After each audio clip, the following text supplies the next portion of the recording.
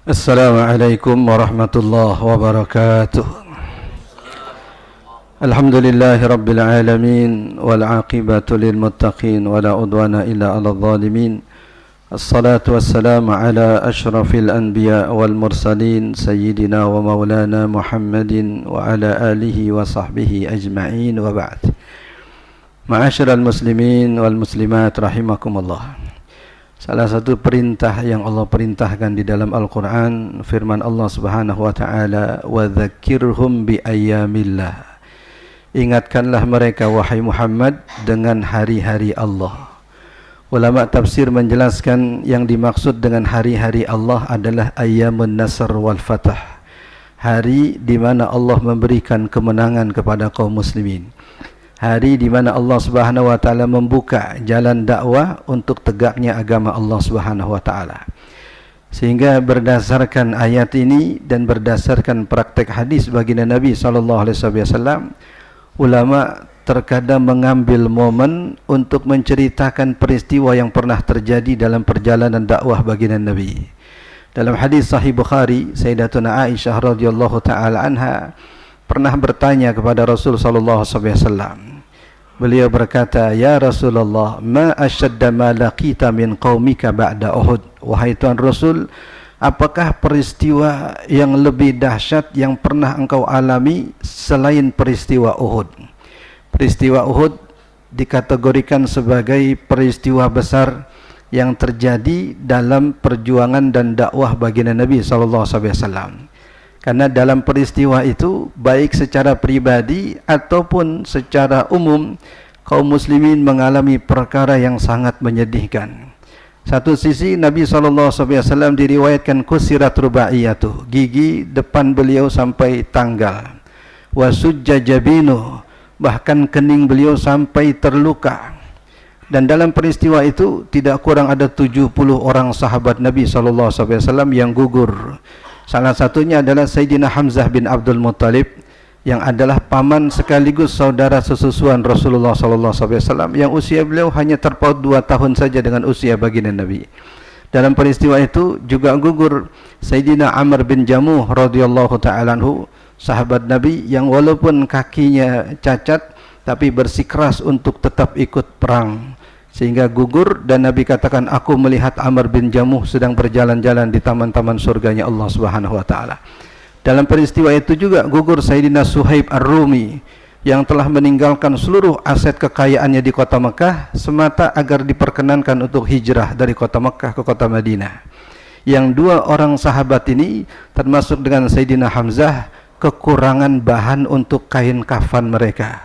Dikatakan idza ghuttiya ra'suh badat rijlah. Kalau ditutupi bahagian kepala, kakinya yang kelihatan. Kalau ditutupi bahagian kaki, justru kepalanya yang kelihatan. Akhirnya Rasul menutupi bahagian kepala, kemudian kakinya ditutupi oleh dedaunan.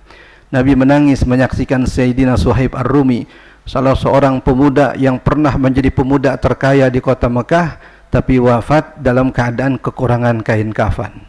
Nabi SAW menangis melihat kondisi paman beliau Sayyidina Hamzah, yang adalah termasuk pembesar Quraisy dari segi nasab dan keturunan, tapi ketika wafat kekurangan kain kafan untuk menutupi jasadnya.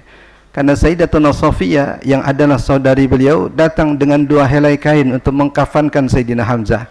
Tapi ketika melihat ada sahabat Nabi yang kekurangan kain, akhirnya kain itu salah satunya diberikan kepada sahabat Nabi tadi, sehingga hanya 1 helai yang menutupi jasad Sayyidina Hamzah radhiyallahu ta'ala.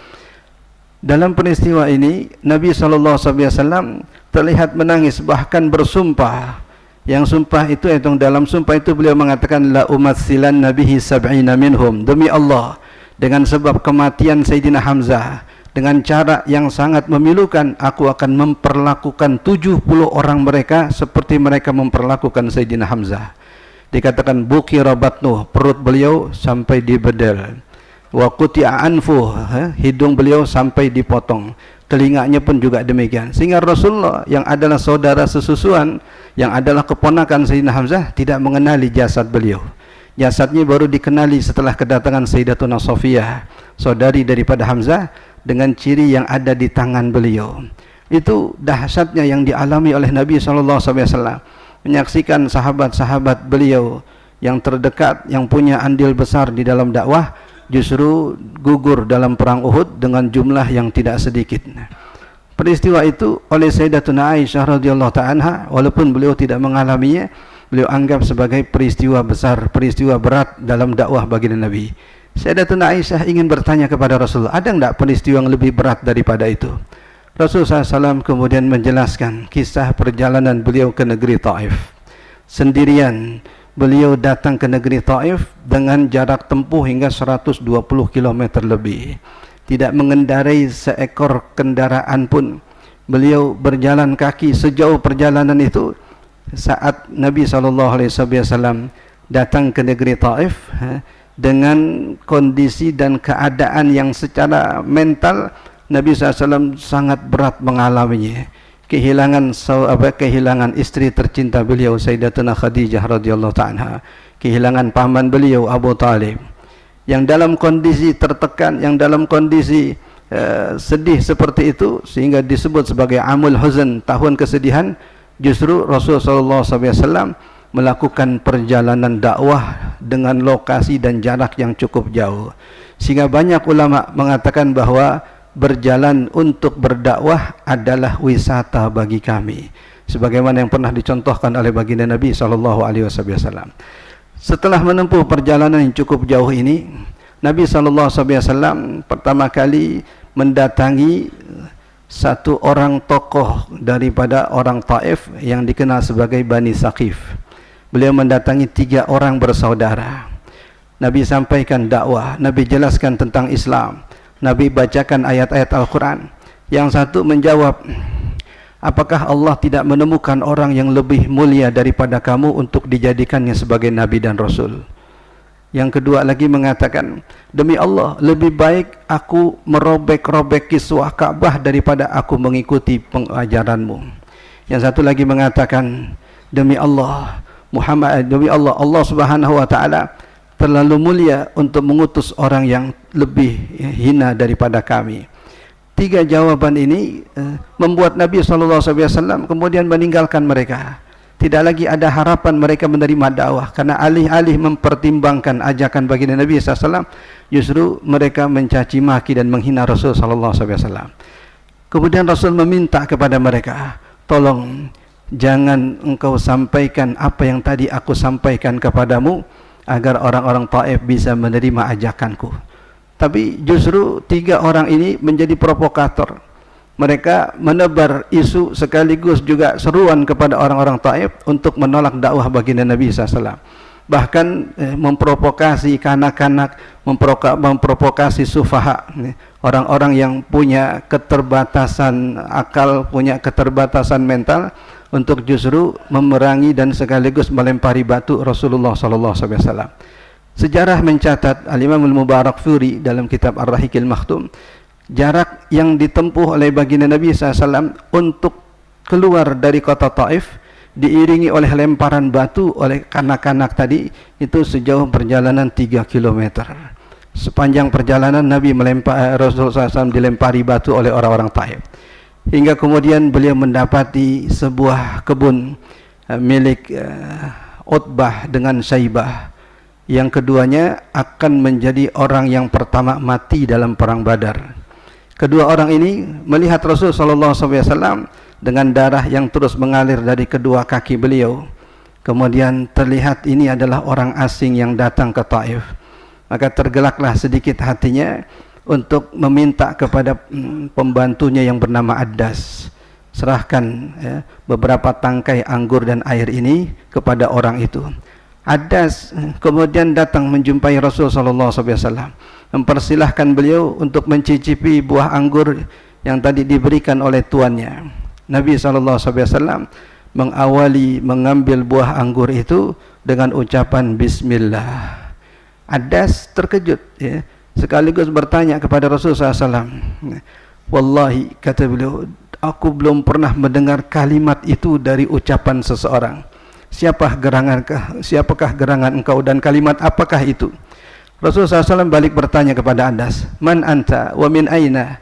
Siapa gerangan engkau dan dari mana? Addas kemudian menjawab, saya Addas dari sebuah perkampungan yang bernama Nainawa. Nainawa sekarang bernama Mosul, salah satu kawasan di negeri Irak. Nabi SAW terkejut mendengar nama itu. Beliau mengatakan, Zaka qaryatu akhi Yunus ibn Matta. Oh, itu adalah perkampungan saudaraku Yunus ibn Matta. Lebih kaget lagi ini Addas mendengar Nabi menyebut nama yang adalah orang yang pernah diceritakan oleh orang kampungnya yang hidup sekian ratus tahun sebelum itu. Maka Addas bertanya, Waman anta? Siapa engkau gerangan? Bagaimana bisa mengenal sosok orang yang hanya ada dalam cerita orang-orang di kampung kami? Rasul mengatakan, Zaka Nabi wa ana Nabi. Beliau adalah Nabi sebagaimana aku pun juga Nabi. Dalam beberapa riwayat baik yang diceritakan oleh Ibn Hisham dalam sirahnya, atau oleh Al-Mubarakfuri dari Rahikil Makhtum, atau oleh Al-Imam Ramadan Al-Buti dalam Al-Fiqh Sirah, dikatakan fa'akabba Addas wa qabbala yadayhi wa rijlaihi. Addas langsung tersungkur di hadapan baginda Nabi seraya mencium kedua tangan dan kaki beliau. Nabi SAW terhibur dengan apa yang dilihat dari Addas ini. Berjumpa dengan seseorang yang adalah masih keturunan atau masih berasal dari perkampungan seorang Nabi Yunus ibn Matta alaihi salam, sekaligus di waktu yang sama melihat sikap beliau menerima kebenaran. Karena tidak mungkin seorang mengaku Nabi dan mengenal sosok yang ada sendiri, hanya mengenalnya melalui cerita orang-orang yang ada di kampungnya. Hadirin rahimakumullah, peristiwa ini berjalan ya, pertama kali sebagai bahagian dari perjuangan sekaligus pengorbanan baginda Nabi SAW. Tapi yang ulama garis bawahi, yang terberat dalam peristiwa ini bukanlah darah yang menetes dari kaki baginda Nabi, bukanlah lemparan-lemparan batu dari kanak-kanak yang enggak mungkin kita membalasnya. Kalau orang dewasa mungkin kita bisa membalasnya, tapi ini kanak-kanak, bagaimana kita bisa membalasnya? Tapi justru ketika Nabi SAW melanjutkan perjalanan di sebuah kawasan yang bernama Qarnus Sa'alib atau Qarnul Manazil, beliau melihat ke arah langit, tiba-tiba menyaksikan Jibril alaihi salam. Kali ini Jibril tidak datang sendirian, tapi justru memperkenalkan sosok malaikat yang belum pernah terlihat oleh Nabi SAW. Jibril mengatakan, Ya Muhammad, hadza malakul jibal. Wahai Muhammad, ini adalah malaikat gunung. Minta izin kepada Allah Subhanahu wa taala untuk mempersilahkan kepada dirimu memerintahkannya sekehendakmu. Kemudian malaikat itu memperkenalkan dirinya, Ana malakul jibal, in syi'ta la'utbiqanna alaihimul aqsabain. Hai Muhammad, aku adalah malaikat gunung. Kalau engkau berkehendak, aku bisa menimpakan dua gunung terbesar yang ada di kota Mekah kepada penduduk Taif. Ulama mencatat dua gunung yang dimaksud adalah Jabal Abu Qubais dengan Jabal Abu Qu'aiquan. Tapi Nabi SAW langsung merespon tawaran ini dengan menyatakan, Kalla, sekali-kali tidak. Bukan itu yang aku harapkan, bukan itu yang aku inginkan. La'allallaha ayyukhrija min baini dhahranaihim man ya'budullah wa la yusyriku bihi syai'a. Justru aku berharap nanti dari keturunan mereka akan muncul orang-orang yang menyembah Allah dan tidak menyekutukan sesuatu dengannya. Nabi SAW berharap dari keturunan mereka, tapi Allah Subhanahu wa taala justru mengkabulkan lebih cepat dari itu. Tidak harus menunggu keturunan mereka. Mereka yang kemarin melempari baginda Nabi dengan batu justru datang pada peristiwa Fathu Makkah tahun ke-8 Hijriah untuk kemudian menyatakan masuk Islam. Ulama menyatakan ini hal yang terberat. Maknanya ketika malaikat sudah murka sedemikian rupa sampai menawarkan untuk menghancurkan dan membinasakan umat, maknanya azab Allah sangat dekat dengan mereka. Bahkan dalam hadis diriwayatkan Imam Muslim dalam sahihnya, Nabi SAW menceritakan kisah Nabi Nuh alaihi salam yang dipukul oleh umatnya sampai bercucuran darah. Seraya beliau membasuh darah yang menetes, takut darah itu menyentuh tanah kemudian mengundang murka Allah Subhanahu wa taala. Fahuwa yamsahu dham min wajhi wa qala Allahumma ighfir li qaumi fa innahum la ya'lamun. Nabi Nuh cepat-cepat mengusap darah yang menetes dari wajah beliau, khawatir darah itu menetes ke atas tanah, kemudian datang azab Allah kepada umatnya. Seraya beliau berkata, Ya Allah, ampunilah umatku, sesungguhnya mereka tidak tahu. Nabi SAW kemudian menjelaskan kepada Sayyidatuna Aisyah radhiyallahu taala anha dari peristiwa yang beliau alami di Taif ini, tak ada seorang pun yang menyatakan masuk Islam. Tidak ada seorang pun yang merespon dakwah baginda Nabi SAW. Justru mereka membalas dengan lemparan batu. Justru mereka membalas dengan cacian dan makian.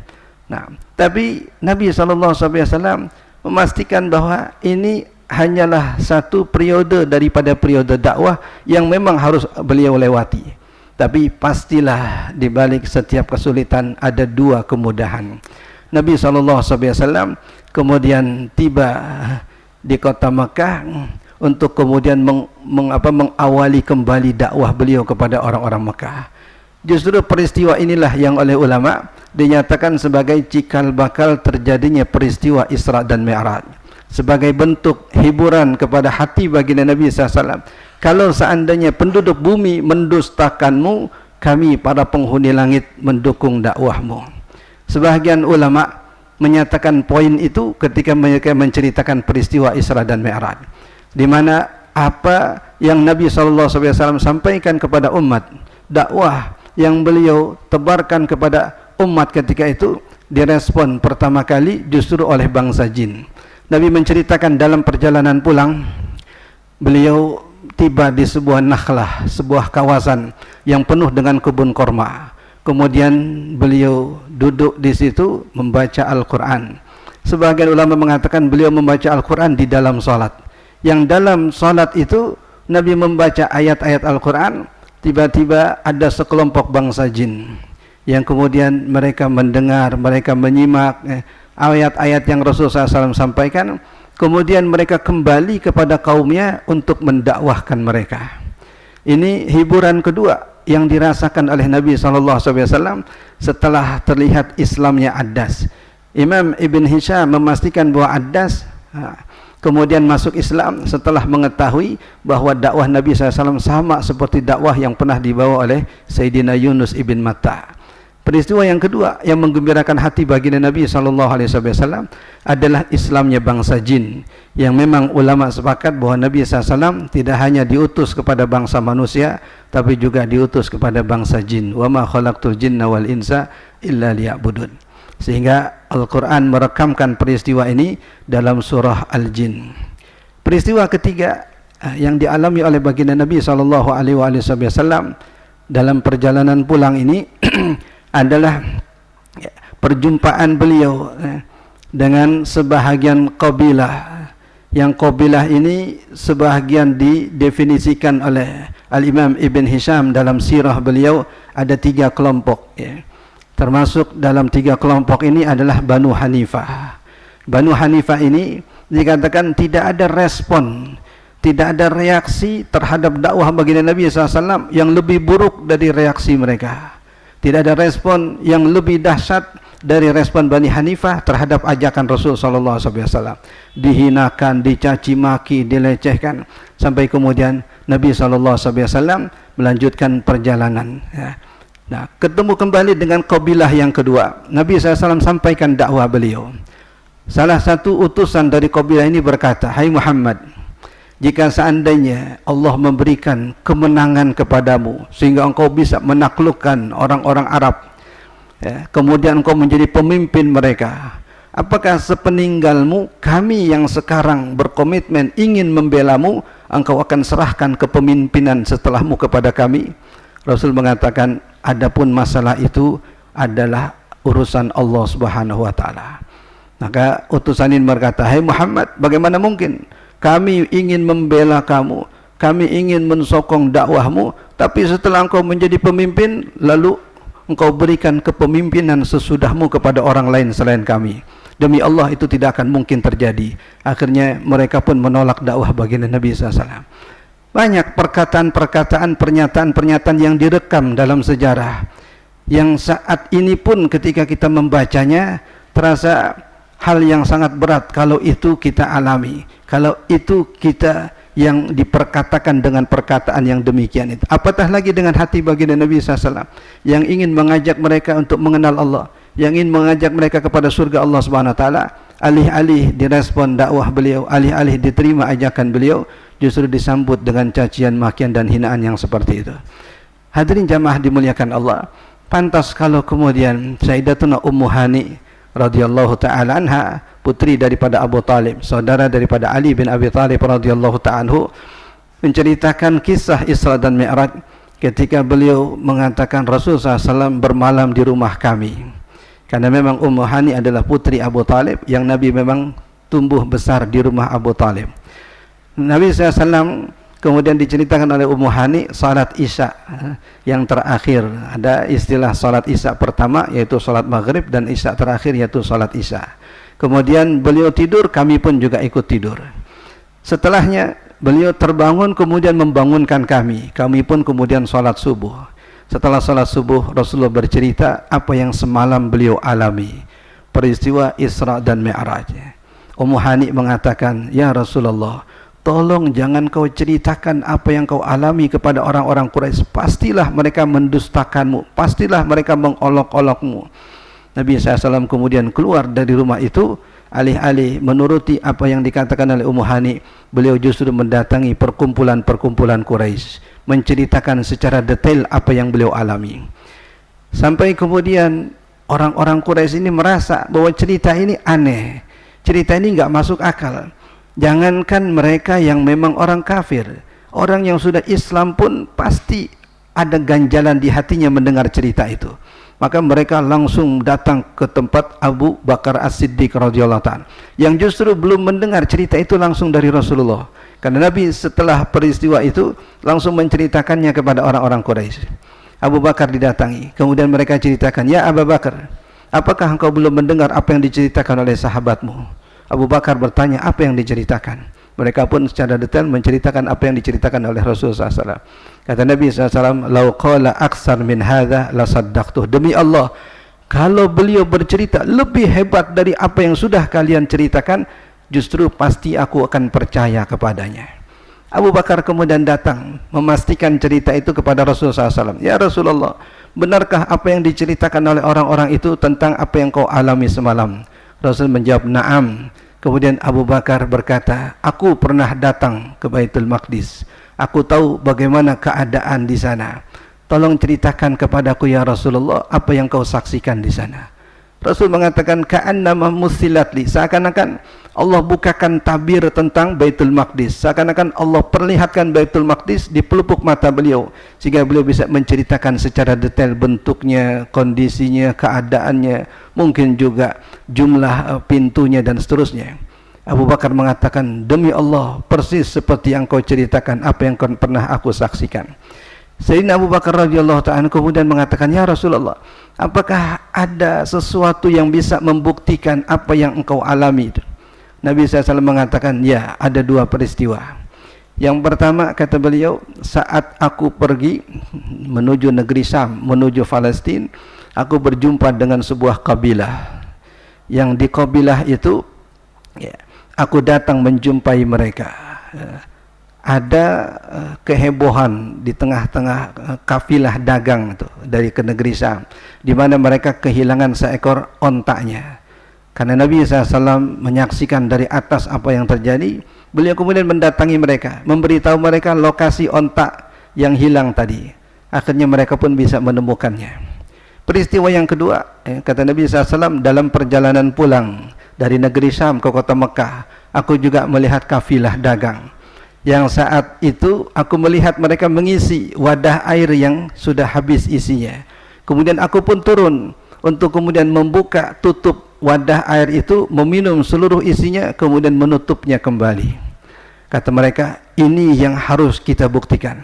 Di mana sekarang gerangan mereka? Nabi mengatakan saat ini mereka sudah berada di Ji'ranah, tempat yang sekarang menjadi miqat kita kalau ingin umrah. Maka mereka pun menunggu kedatangan karena sudah dekat lagi. Datanglah kafilah yang pertama itu, kafilah yang pertama yang Nabi jumpai dalam perjalanan pulang. Kemudian mereka konfirmasi, apakah betul kalian memiliki wadah air yang kalian isi dengan air yang penuh, kemudian saat itu airnya kemudian habis. Mereka kemudian menjawabkan, betul, kami isi wadah air dengan penuh, tapi setelah beberapa waktu kami buka, ternyata airnya sudah kosong. Itulah yang diminum oleh Nabi SAW sebagai penanda. Kemudian beberapa waktu kemudian datang kafilah lagi yang kedua. Mereka kemudian berkata kepada kafilah tadi, apakah dalam perjalanan ke negeri Syam kalian kehilangan seekor onta? Mereka menjawab, betul. Dan ada seseorang yang menunjukkan kami lokasi onta itu sehingga kami bisa menemukannya. Bukti demi bukti yang Nabi sampaikan ini tidak juga membuat mereka beriman, tidak juga mereka membuat percaya kepada apa yang Rasulullah SAW ceritakan. Maka Abu Bakar mengatakan, demi Allah, cerita yang Nabi SAW sampaikan ini kalau kalian dustakan, itu tidak mengherankan aku, karena kalian lebih daripada itu mendustakan apa yang beliau sampaikan tentang Allah, mendustakan apa yang diwahyukan oleh Allah kepada beliau. Kalau sekarang berisi cerita yang kalian anggap itu adalah dongeng, yang kalian anggap itu adalah sesuatu yang tidak masuk akal, aku tidak heran kalau kalian mendustakannya. Toh kalian juga mendustakan Allah Subhanahu wa taala dan Rasulnya. Maka semenjak itu Sayyidina Abu Bakar diberi gelar sebagai As-Siddiq, artinya orang yang cepat mempercayai apa yang disampaikan oleh Nabi SAW. Nah, ada hal yang dicatat oleh ulama ketika Nabi SAW menerima tawaran oleh malaikat gunung untuk membinasakan orang-orang Taif. Nabi SAW justru mendoakan mereka agar dapat hidayah. Sebagaimana Nabi disakiti oleh ibunya Abu Hurairah. Abu Hurairah setelah beliau masuk Islam pada peristiwa perang Khaybar tahun ke-7 Hijriah, beliau mendakwahkan ibunya agar juga beriman. Tapi setiap Abu Hurairah mendakwahkan ibunya, ibunya balik mencaci maki Rasulullah SAW. Sehingga Abu Hurairah sudah kehilangan akal ini. Beliau kemudian menjumpai Rasulullah, ya Rasulullah, da'autu ummi, aku sudah mendakwahkan ibu saya. Fa asma'atni fika ma akrah. Tapi selalunya yang ia perdengarkan ke telingaku sesuatu yang tidak aku sukai, dia ceritakan tentang engkau, dicaci maki engkau. Lalu apa keinginanmu datang ke sini? Tolong doakan ibundaku. Dakwah setiap waktu sudah, hanya tinggal doa yang aku berharap engkau doakan ibundaku. Nabi kemudian mengangkat kedua tangannya, mengatakan, Allahumma hdi ummah Abi Hurairah. Ya Allah, berilah hidayah kepada ibunya Abu Hurairah. Sekedar mendengar doa itu keluar dari mulut baginda Nabi, Abu Hurairah langsung bergegas lari ke rumah beliau, ingin melihat bagaimana reaksi doa itu kepada ibunya. Tapi saat beliau sampai, beliau dapati pintunya tertutup. Kemudian dari dalam pintu didengar, ya Abu Hurairah, kif makanak, wahai Abu Hurairah, tetaplah di tempatmu. Beliau mendengar gemericik air. Sesudahnya pintu dibuka, lalu ibu tadi mengatakan, asyhadu an la ilaha illallah wa asyhadu anna Muhammadar Rasulullah. Kata ulama, doa Nabi lebih cepat sampai daripada larinya Abu Hurairah untuk menjumpai ibunya. Tapi tidak semua orang didoakan seperti itu, karena doa Nabi itu adalah izin daripada Allah Subhanahu wa taala. Sosok yang memang Allah tentukan dapat hidayah, maka doa itu adalah sebagai salah satu sebabnya. Nah, begitulah juga yang terjadi dalam peristiwa Isra dan Mi'raj ini, ketika Nabi SAW mendoakan seumpama Abu Bakar As-Siddiq radhiyallahu ta'ala anhu. Nah, kemudian mendoakan umat yang hampir-hampir ditimpakan azab oleh malaikat gunung kepada mereka. Setelah mendengar jawaban baginda Nabi, aku berharap mereka nanti beriman, atau aku berharap keturunan mereka nanti beriman. Malaikat kemudian komentar, ya Muhammad, laqad sadaqallah iz qala fika raufur rahim. Wahai Muhammad, sungguh betul apa yang Allah nyatakan tentang dirimu, bahwa engkau adalah sosok yang rauf, sosok yang rahim, sosok yang sangat penyantun, sosok yang sangat penyayang. Salah satu sifat yang yang Allah sematkan kepada Rasul adalah dua sifat tadi, rauf dan rahim. Padahal dua itu adalah dua nama Allah Subhanahu wa taala, tapi juga disematkan kepada Rasul SAW dan diakui oleh malaikat gunung, yang bahkan penghuni langit saja sudah enggak sabar menyaksikan tingkah dan sikap serta reaksi orang-orang Taif kepada dakwah baginda Nabi SAW. Tapi justru seakan-akan Rasul mengajarkan kepada para malaikat arti kesabaran di dalam berdakwah, yang buah dari kesabaran itu adalah berbondong-bondongnya orang masuk Islam. Idza jaa nasrullahi wal fath wa ra'aitan nasa yadkhuluna fi dinillahi afwaja fasabbih bihamdi rabbika wastaghfir innahu kana tawwaba. Hadirin jamaah sekalian Allah, ini sekedar momen untuk mengingat peristiwa yang pernah ditanyakan oleh Sayyidatuna Aisyah kepada Rasulullah dalam Sahih Bukhari, yang Aisyah tidak melihat kepada momen, tidak melihat kepada waktu. Apakah beliau menanyakan itu di bulan Rajab, apakah beliau menanyakan itu di bulan Syawal? Yang terpenting ada momen beliau mengingat peristiwa yang pernah dialami oleh baginda Nabi, beliau manfaatkan momen itu. Sehingga bukan berarti kita bercerita tentang Isra Mi'raj hanya karena berada di bulan Rajab, tapi karena memang ini peristiwa besar yang pernah dilewati oleh baginda Nabi SAW, yang atas perintah Al-Quran kita diperintahkan untuk mengenang. Wa dzakirhum bi ayyamillah, ingatkanlah mereka dengan peristiwa-peristiwa kemenangan yang pernah dialami oleh Islam. Nah, semoga dengan riwayat-riwayat ini menambah kenal kita dengan sosok perjuangan baginda Nabi SAW, sekaligus kita bisa semakin mendalami agama, semakin mencintai, karena ini adalah bahagian dari jasa generasi salaf terdahulu menyampaikan agama dengan segala pengorbanan dan perjuangan mereka, dan kita saat ini menikmatinya. Semoga pula Allah Subhanahu wa taala selalu menjadikan momen-momen kebesaran Islam ini menjadi momen untuk menambah iman dan takwa kita kepada Allah Subhanahu wa taala. Amin ya rabbal alamin. Sekedar ini yang bisa Al-Fakir sampaikan, mudah-mudahan yang sedikitnya ada manfaatnya. Subhanakallahumma bihamdika asyhadu an la ilaha illa anta astaghfiruka wa atubu ilaik. Wa sallallahu ala sayyidina Muhammadin nabiyil ummi wa ala alihi wasallam walhamdulillahi rabbil alamin. Assalamualaikum warahmatullahi wabarakatuh.